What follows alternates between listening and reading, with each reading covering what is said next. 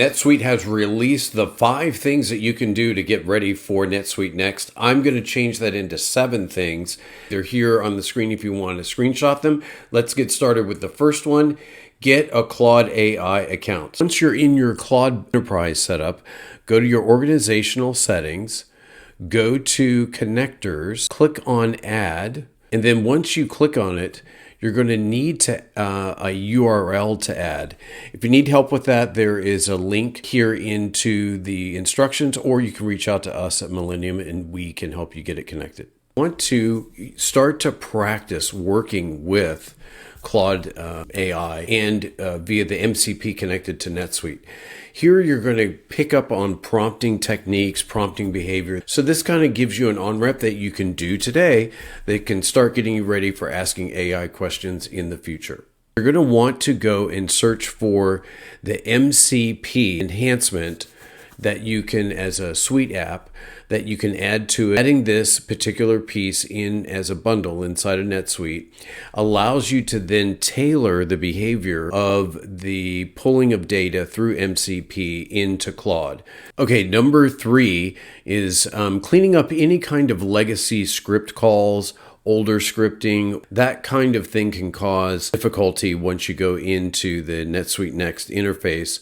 If you need help with that, you can reach out to us at Millennium and start to kind of clean this stuff up. Number 4, we know from AI that the context is really the data.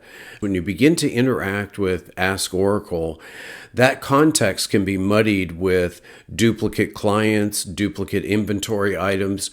So you want to take a pass at trying to clean that up so that the AI is not confused. One of the things you can do is you could use the MCP tool from Claude to kind of query data inside your tenant to look for things that might be duplicates. And permissions.